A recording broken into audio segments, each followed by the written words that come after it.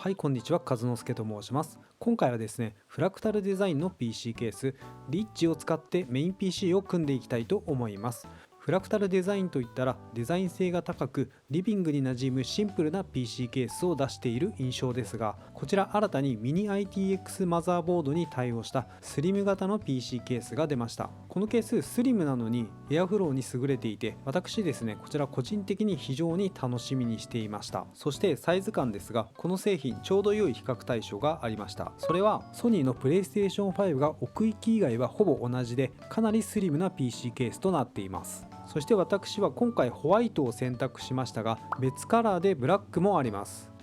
はい、そしてそれに合わせて購入したのがサーマルライトの AXP120X67 という CPU クーラーを選びました。 PC ケースの高さ制限が 70mm と限られていて、手持ちの CPU クーラーが使えなかったので新たに購入しました。Amazon のよく一緒に購入されている商品にも出てくるやつで、一応ちゃんと調べてみましたが、やっぱりこれが最適解でした。カラーはケースの色と合わせてホワイトを選びましたが、他には通常カラーとブラックがあります。そしてこちら ARGB 対応でファンが光るタイプとなっていますが、通常カラーは LED がないので購入を考えている方は注意してください。それではこちら PC ケースを使ってメイン環境の PC を組んでいきたいと思いますが、その前にこのチャンネルではガジェットやパソコン関係の動画を上げていきますので、もしよろしければぜひグッドボタンとチャンネル登録お願いいたします。それでは箱の中身を見ていきたいと思います。箱を開けるとまずはこちらの小さい箱が入っていました。そして本体が入っています。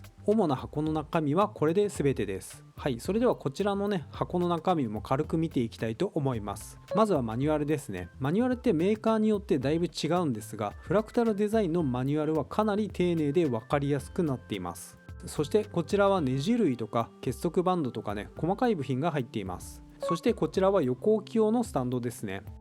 こちらもスタンドですが、縦置きと横置き両方に対応しています。スタンドはプラスチック素材で艶消し加工になっています。はい、ということで箱の中身はこんな感じで以上となります。それでは肝心の PC ケースを見ていきます。サイドパネルは左右ともにネジを外すだけで簡単に外せるようになっています。薄型の PC ケースでパーツへのアクセスが良いので、コンパクトなケースにしては組み立てやすいと思います。上段には静音性の高い 140mm の大型ファンが2つついています。グラフィックボードは 335mm の長さまで搭載可能で、取り付けるとちょうどグラフィックボードとファンが重なる形になるので冷却効果も期待できます。そして普通に買うと高額な PCI Express 4.0 のライザーカードも標準で搭載されています。下段にはミニ ITX サイズのマザーボードと SFX 電源を取り付けることができます。 SSD はサイドに2つと前面に2つの計4つの SSD が取り付けられます。ちなみに 3.5 インチのハードディスクは取り付けることができません。そして今回使用するパーツなんですが、今回は今メインで使っているクーラーマスターの NR200P からの移行となります。この PC ケース、ハイスペックでもコンパクトな PC が組める数少ない優秀なケースです。小さいのにいろんな組み方ができたり、今メッシュパネルを使っていますがガラスパネルにも対応しているので、見た目ガチガチのゲーミング PC も組めます。個人的にはかなり気に入っていて動画も出しているので、興味のある方は概要欄からチェックしてみてください。それではこちら分解してパーツを取り出していきたいと思いますが、今回メインは分解ではないので早送りほぼノンストップで様子をお送りします。はい、この作業実際30分ぐらいかかりました。はい、20秒くらいで終わるのでしばしお待ちください。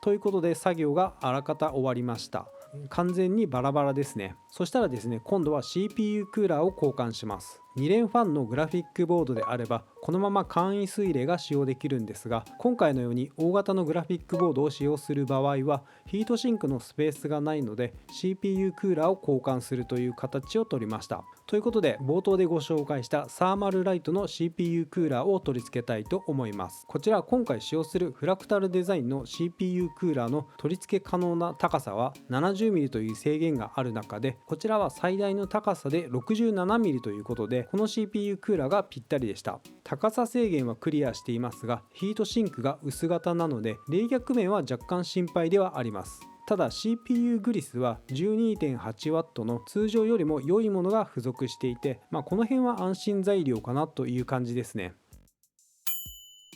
それでは組み込んでいくパーツの準備ができました。参考までに簡単にパーツをご紹介します。まずは先ほど CPU クーラーを取り付けた ASRock のマザーボードですね。メインストレージはクルーシャルの M.2 SSD がついています。 CPU は AMD Ryzen 7 3700X 第3世代の CPU ですが、まだまだ使えます。そして続いてパトリオットの 16GB のメモリーが2枚あります。サブのストレージとして 512GB の SSD もあります。電源はクーラーマスターのフルモジュラータイプの 850W SFX サイズの電源です。そして最後にグラフィックボードは GeForce RTX 3080となります。グラフィックボードはこんな感じでちょうど横向きに収まる形になります。ということでスペックをまとめたものがこちらになります。それではこちらを使って組み立てていきたいと思いますが、その前に最初にメモリーを挿しておきます。メモリーは差し込みが甘いと起動エラーが起こるので、強めにしっかりと差し込んでおきました。あとは PC ケースにガンガン組み込んでいきたいと思います。まずはサイドパネルを外して SSD から取り付けていきます。取り付け可能なサイズは 2.5 インチのみで、 3.5 インチのハードディスクなどは取り付けることができないので注意しましょう。取り付けはネジを使わないはめ込み式になっていて、このままで固定できてすごく楽ちんです。お次は電源を取り付けていきます。あらかじめ電源を取り付けるための部品を外しておきます。そしてこちら縦置きになるように電源を固定します。固定したら元あったところに戻しておいて取り付けは完了です。今度は作業がしやすいように前面パネルを外しておきます。ここはマグネット式なので簡単に外れます。あとは中央にあるケーブル隠しを外しておきます。こちらはですね、グラフィックボードを縦置きにするための PCI Express 4.0 のライザーカードがついています。そしてここからが本番、マザーボードを取り付けていきたいと思います。まずは忘れずに IO パネルを取り付けておきます。そしたらマザーボードの取り付けや配線をやりやすくするために下のパネルをあらかじめ外しておきます。ここで初めてマザーボードを取り付けていくんですが、なぜかマザーボードがはまりませんでした。よーく見てみると原因は電源の延長ケーブルが CPU クーラーに干渉していたためでした。別の角度からも見てみるとこの辺が干渉していました。はい、というわけでよく見たらヒートシンクの向きを変えるだけで対応できそうだったので気を取り直して取り付け直そうとしましたが、今度はヒートシンクにメモリーのヒートシンクがぶっ刺さって干渉してしまうことが分かりました。ということでとりあえずメモリーを外してみたらヒートシンクが外れそうだったので試してみました。オーバークロックメモリーなのでヒートシンクがついてはいますが、私オーバークロックはねする予定がないので外しておきました。見た目はちょっと残念な感じになりますが、これで試してみました。取り付けてみたら無事干渉が改善されました。そしてマザーボードも無事に取り付けることができました。本来はこんな感じで綺麗に取り付けることができます。ということで気を取り直して次は個人的にめんどくさいので一番やりたくない配線周りをやりますが、この辺はテレビの裏配線と同じなのでここははしょります。はい、ということでこんな感じで仕上がりました。この時点でだいたい7割くらいは仕上がっています。SSD の位置は配線の都合上変更してこちら前面に移動しました。さらにここにはもう一つの SSD をつけることができます。そしたら配線は終わってもう触ることはないので下のパネルを取り付けておきます。縦置きなので先に台座をつけておきました。そしたらパネル兼台座を元に戻しておきます。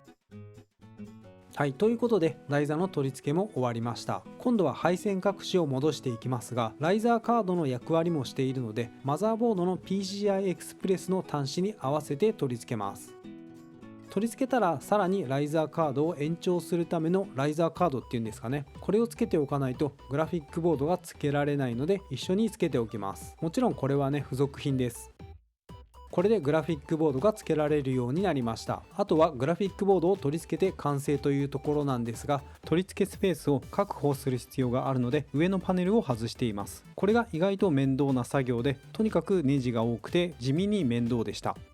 はい、こんな感じで上のパネルを外してみると、今回は付けませんが、ここには 80mm のファンを3つまで追加することもできます。はい、そしてグラフィックボードに使う補助電源をつないでおきます。後で作業するように配線を前面に出しておいて準備が完了です。グラフィックボードに使うスロットも開けておきます。そしたらグラフィックボードを取り付けていきたいと思います。3連ファンの RTX3080、少し前まではハイスペックでしたが、今はミドルハイぐらいの性能ですかね。これから購入するなら同性能で省電力の RTX4070 がいいですね。ということで、こんな感じで固定しておきます。あとは補助電源をつないで配線を調整しておきます。最後に上のパネルを元に戻しておきます。若干上の配線がきついですが、無理やり押し込んで仕上げました。最後にパネルを全て閉じて完成となります。このケース、無駄なくぎっしり詰まっている感じが個人的にはいいですね。あとは肝心の冷却性能ですが、この後見ていきたいと思います。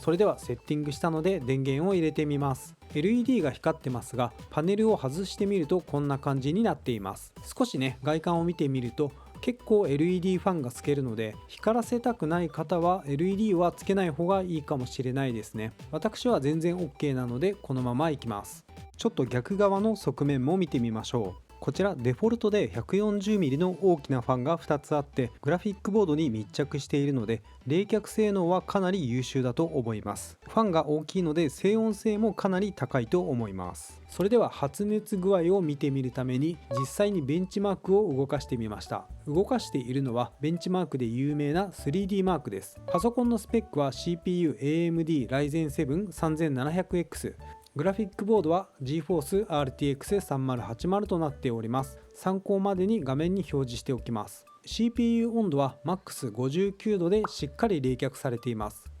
肝心のグラフィックボードの温度はというと MAX80 度となっていました。負荷をかけてこのくらいなら許容範囲だなといった感じですね。CPU の負荷をもうちょっとよく見るために同じ 3D マークの CPU プロファイルも動かしてみました。静音性を重視してファンの回転数を控えめに設定しているので心配でしたが、結果は CPU 温度 MAX71 度で CPU クーラーの冷却性能は高いと思います。続いて重たいゲームでも有名なサイバーパンク2077のベンチマークも動かしてみました。個人的にも結構やり込んだゲームなのでちょっと言わせてもらうと、これで問題なければ大抵の負荷は耐えられます。結果は CPU 温度が MAX65 度、グラフィックが MAX83.3 度、かなり重たいゲームなだけあって若干温度が高いですね。そして FF15 のベンチマークを動かしてみます。こちらは以前紹介したクーラーマスター NR200P の動画と同じ条件でグラフィックボードの温度を比較してみたいと思います。まずは今回紹介しているフラクタルデザインエッジの CPU 温度から見ていくと MAX は65度でした。このくらいなら全然許容範囲ですね。肝心のグラフィックボードの温度は MAX81.1 度となっていました。以前の動画の NR200P の温度を見返してみると MAX が82度となっていました。あまり変わっていないように見えるんですが、以前の動画と比較してみると全体的に温度は下がっていて、特にメモリーの温度は10度も下がっていました。